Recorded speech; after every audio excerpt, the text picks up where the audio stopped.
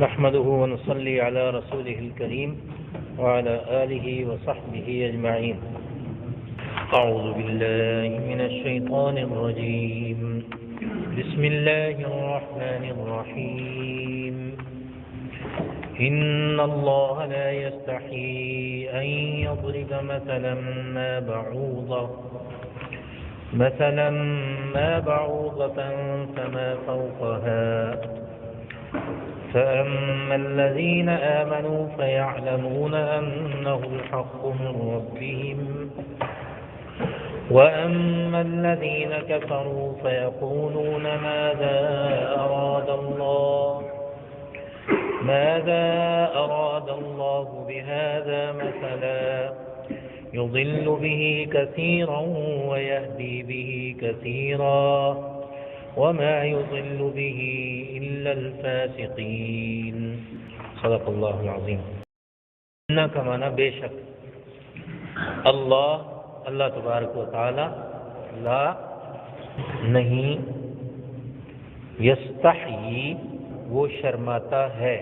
ان کا معنی کہ یضرب وہ دے ابلیغ بیان کرے. ٹھیک ہے, وہ دے ابلیغ بیان کرے. بات لکھ لیں کہ یضرب کا بنیادی معنی مارنا ہوتا ہے. ضرب لگانا, مارنا.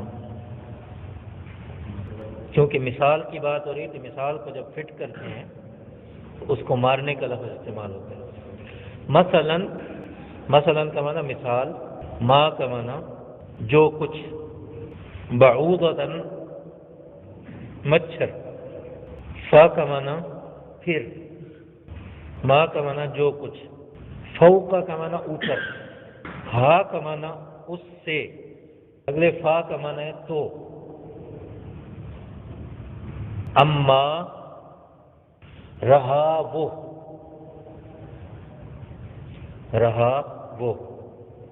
یعنی جیسے اردو میں کہتے ہیں جہاں تک اس بات کا تعلق ہے, جہاں تک یہ بات رہی کہ رہا وہ.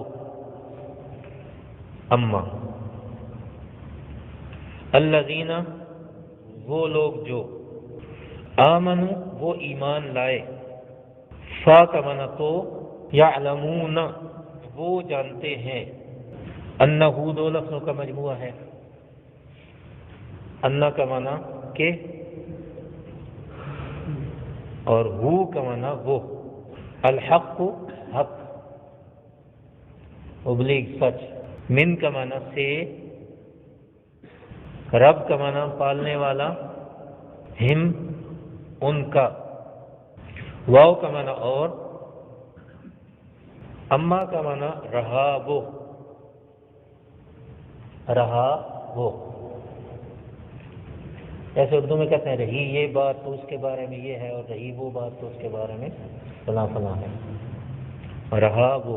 الذین وہ لوگ جو, کفروا انہوں نے کفر کیا, فا کا معنی تو, یقولون وہ کہتے ہیں, ماذا کیا, ارادہ اس نے ارادہ کیا, اللہ تعالی, بے کا معنی ساتھ, ھذا یہ, مثلا مثال, یضل وہ گمراہ کرتا ہے, بے کا معنی ساتھ, ہی کا معنی اس سے, کثیرن زیادہ بہت, واو کا معنی اور, یہدی وہ ہدایت دیتا ہے, بہی بے کا معنی ساتھ, ہی کا معنی اس کے, کثیرہ زیادہ بہت, واو کا معنی اور, ما نہیں, یضل وہ گمراہ کرتا ہے, بہی پھر دو لفظوں کا مجموعہ ہے, بے کا معنی ساتھ اور ہی کا معنی اس کے, الا سوائے, الفاسقین نافرمانی کرنے والے. ان اللہ لا یستحیی ان یضرب مثلا، بے شک اللہ تعالی نہیں شرماتے اس بات سے کہ مثال دیں، ما کا معنی کوئی بھی، بعوضۃ فما فوقہا، مچھر کی یا اس سے اوپر کسی چیز کی، ما کا معنی جو ہم نے کیا تھا نا وہ چیز جو، اب کسی چیز کی ہو گیا وہ۔ فَأَمَّا الَّذِينَ آمَنُوا، تو رہے وہ لوگ جو کہ ایمان لائے، فَيَعْلَمُونَ أَنَّهُ الْحَقُّ مِنْ رَبِّهِمْ، تو وہ جانتے ہیں کہ یہ ان کے رب کی طرف سے حق ہے۔ وَأَمَّا الَّذِينَ كَفَرُوا، اور رہے وہ لوگ جنہوں نے کفر کیا، فَيَقُولُونَ، تو وہ کہتے ہیں، مَاذَا أَرَادَ اللَّهُ بِهَذَا مَثَلًا، اس مثال کے ساتھ اللہ نے کیا ارادہ فرمایا، یضل بہ کثیرا ویہدی بہ کثیرا، وہ اس کے ساتھ بہت سوں کو گمراہ کرتا ہے اور بہت سوں کو ہدایت دیتا ہے۔ تھوڑی سی اب اس کے بارے میں 2-4 منٹ گفتگو کر لیتے ہیں۔ یہاں سے اللہ تبارک و تعالی نے انسانوں کی ایک خاص سوچ بیان فرمائی ہے۔ اللہ تبارک و تعالی نے اپنا دین سمجھانے کے لیے اور اپنی پہچان کرانے کے لیے اس قرآن کو نازل کیا۔ قرآن مجید صرف فلاسفروں کے لیے یا علماء کے لیے یا سائنسدانوں کے لیے نہیں بھیجا گیا، بلکہ قرآن مجید زندگی کے ہر طبقے کے لوگوں کے لیے بھیجا گیا۔ یہی وجہ ہے ہم نے کئی مرتبہ ذکر کیا کہ شاہ ولی اللہ رحمۃ اللہ علیہ نے قرآن مجید کے 5 علوم بیان فرمائے ہیں، کہ قرآن میں 5 طرح کے علوم ہیں۔ ایک تو صاف صاف احکام ہیں جن کو علم الاحکام کہا جاتا ہے، نماز پڑھو، روزہ رکھو، حج کرو، زکوٰۃ دو، یہ حکم دے دیا گیا، پتہ چل گیا۔ اور ایک ہے علم التذکیر بآلاء اللہ، اللہ تعالیٰ کی نعمتیں یاد دلا کے لوگوں کو نصیحت کرنا۔ نعمتیں کیسی ہیں کہ اللہ تعالیٰ فرماتے ہیں زمین و آسمان کو دیکھو، اپنی زندگی کو دیکھو، اپنی جان کو دیکھو، ہم نے کیا کچھ بنایا ہے تمہارے اندر۔ اب جب ڈاکٹروں نے پورے جسم کی تحقیق کی تو انہوں نے ایک ایک چیز کو الگ کر کے بیان کر دیا، اور میڈیکل سائنس جو ہے اس پہ کتنے سال لگ جاتے ہیں پڑھنے میں، 4 سال اسٹوڈنٹ پڑھتا ہے، پھر MBBS ہو جاتا ہے، اور اس کے بعد کیا ہوتا ہے، پھر اس کو اسپیشلائزیشن کرنے کے لیے اور زیادہ پڑھنا پڑتا ہے۔ ان 4 سالوں میں وہ انسان کے جسم کے بارے میں عمومی طور پہ سیکھتا ہے، اور 4 سالوں کے بعد جب اسپیشلائزیشن کرتا ہے پھر کسی ایک عضو کے بارے میں وہ اور کچھ سیکھتا ہے، یا آنکھ کے بارے میں، یا گلے اور کان وغیرہ کے بارے میں، اور یا کس کے بارے میں، ہڈیوں کے بارے میں، اور جتنی بھی بیماریاں ہیں اسپیشلسٹ آج کل طرح طرح کے موجود ہیں۔ تو انسان کے جسم کے اندر کتنی دنیا بستی ہے اور انسان کے جسم کے اندر کیا کچھ ہے، یہ 5-7 سال جو ہے وہ بنیادی طور پہ پہچاننے میں لگ جاتے ہیں کہ یہ سسٹم کیا ہے، پھر بھی پورا اس کو پہچانا نہیں جا سکتا۔ تو اللہ تعالیٰ نے ایک یہی فرما دیا کہ میری نعمتوں کو یاد کرو، فَبِأَيِّ آلَاءِ رَبِّكُمَا تُكَذِّبَانِ، تم اللہ کی کون کون سی نعمتوں کو جھٹلاؤ گے۔ تو دوسرا یہ علم فرمایا کہ اللہ کی نعمتوں کو یاد دلا کے اللہ کی طرف متوجہ کرو۔ اور تیسرا ہے علم التذکیر بایام اللہ، یعنی اللہ تعالیٰ کے ایام یاد دلا کے۔ ایام کون سے ہیں کہ جن دنوں میں اللہ تبارک و تعالیٰ نے بڑے بڑے جابروں اور ظالموں کو تباہ و برباد کر دیا، بڑی بڑی طاقتور قوموں کو ختم کر دیا، ایک آندھی آئی اور پوری کی پوری قوم ختم ہو گئی، ایک چیخ کی آواز سنائی دی اور پوری کی پوری قوم ختم ہو گئی۔ فرعون جو اپنے آپ کو ربکم الاعلی سب سے بڑا رب کہا کرتا تھا، اس کو پانی کے چند قطروں نے ڈبو دیا۔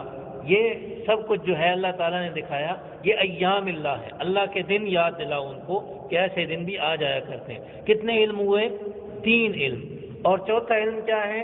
تذکیر بالموت وما بعد الموت، موت کے حالات سنا کے اللہ کی طرف متوجہ کرو، موت کے بعد جو کچھ ہونے والا ہے وہ سنا کے اللہ کی طرف متوجہ کرو۔ یہ 4 علم ہوئے۔ اور 5واں علم کون سا ہے؟ علم المخاصمہ یا علم المجادلہ۔ جو بندہ آپ سے دلیل کے ساتھ بات کرنا چاہے، اس کے ساتھ دلیل سے بھی قرآن بات کرتا ہے۔ دلائل جو بیان کیے گئے ہیں اس کو علم المخاصمہ حضرت شاہ صاحب رحمۃ اللہ علیہ نے فرمایا ہے۔ تو یہ 5 علوم تو انہوں نے بتلائے ہیں۔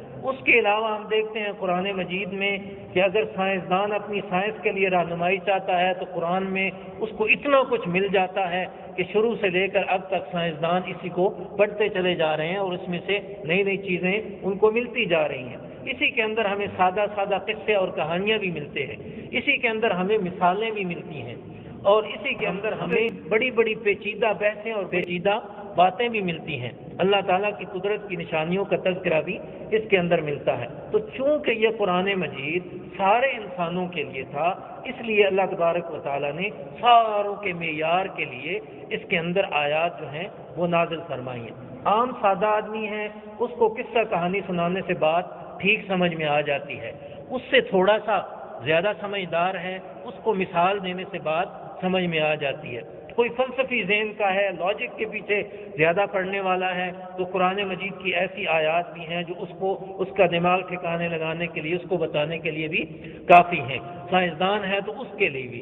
اسی طریقے سے زندگی کے کسی بھی پہلو سے تعلق رکھنے والا انسان ہے تو قرآن مجید اس کی رہنمائی کرتا ہے۔ اسی سلسلے میں اللہ تبارک و تعالیٰ نے عام لوگوں کو سمجھانے کے لیے قرآن مجید میں بہت ساری مثالیں بیان فرمائی ہیں۔ کبھی مکھی کا ذکر کیا ہے کہ جن لوگوں کو تم پکارتے اور پوجتے ہو اللہ کے علاوہ، لن یخلقوا ذبابا ولو اجتمعوا له، اگر سارے کے سارے جمع ہو جائیں تو ایک مکھی کو پیدا نہیں کر سکتے۔ اب انسان کی ویسے تو توجہ نہیں جاتی، قرآن نے توجہ دلائی، مکھی تو چھوٹی سی ہوتی ہے، اس کو بنانا تو آسان ہونا چاہیے۔ اگر سارے جمع ہو کے ایک مکھی نہیں بنا سکتے تو اس کا مطلب یہ ہے کہ ان کے ہاتھ میں کچھ نہیں، اسی کے ہاتھ میں ہے جس نے مکھی بھی بنائی اور بڑی چیزیں بھی بنائی۔ اسی طرح فرمایا، مکھی کی بات آگے مکمل فرمائی، اگر مکھی ان کے ہاتھ سے کچھ چھین کے چلی جائے، کھانے کے اوپر بیٹھی، وہ یہ ایک ذرہ سے لے کے چلی گئی، سارے جمع ہو کے اس مکھی سے اپنی یہ چیز چھینی ہوئی واپس نہیں لا سکتے۔ یہ مثال بھی عقل کو لگتی ہے، سمجھ میں آتی ہے۔ ایک یہ بتلایا کہ یہ جن کو تم پکارتے ہو نا، وہ سارے کے سارے اتنے کمزور ہیں، اتنے کمزور ہیں، کمثل العنکبوت، جیسے مکڑی نے جالا اپنا بنا ہوا ہوتا ہے تو اس جالے کو کیا کرتے ہیں، تھوڑا سا ہاتھ لگائیں ختم ہو جاتا ہے۔ تو یہ جو تمہارے معبودان باطلہ ہیں، یہ سارے کے سارے اسی طرح ہوا میں ہیں، ان کے ہاتھ میں کچھ نہیں۔ ایسی مثالیں اللہ تبارک و تعالیٰ نے بتائیں۔ وہ بلعم باعور جو بڑا علامہ تھا بنی اسرائیل کا، اور پھر اس نے دنیا داری میں پڑھ کے کیا کیا، لالچ میں پڑ گیا، تو اللہ تعالیٰ نے اس کی مثال کتے کے ساتھ دی۔ اس طرح کی بہت ساری مثالیں قرآن مجید میں بیان کی گئی ہیں لوگوں کو سمجھانے کے لیے۔ تو کافر جو ہیں وہ اعتراض کرنے لگے کہ اللہ تعالیٰ قرآن میں مکھیوں کا ذکر کر رہا ہے، کبھی مچھر کا ذکر کر رہا ہے، کبھی کتے کا ذکر ہو رہا ہے، کبھی کسی چیز کا، کبھی چیز کا، اللہ تعالیٰ چاہتے کیا ہیں یہ مثالیں دے کے۔ تو کل انشاءاللہ آیت مکمل ہوگی نا تو پھر آگے انشاءاللہ اس کے بارے میں تھوڑا سا اور بھی بیان کریں گے۔ اللہ تبارک و تعالیٰ ہمیں قرآن مجید کو سمجھنے کی اور عمل کرنے کی توفیق عطا فرمائے۔ وما علینا الحمد للہ رب العالمین، والصلاة والسلام على أشرف الأنبياء والمرسلين، ربنا آتنا في الدنيا حسنة وفي الآخرة حسنة وقنا عذاب النار، اللهم أصلح لنا شأننا كله ولا تكلنا إلى أنفسنا طرفة عين، ربنا لا تزغ قلوبنا بعد إذ هديتنا وهب لنا من لدنك رحمة إنك أنت الوهاب، صلى الله تعالى على النبي الكريم محمد وعلى آله وصحبه أجمعين برحمتك يا رب۔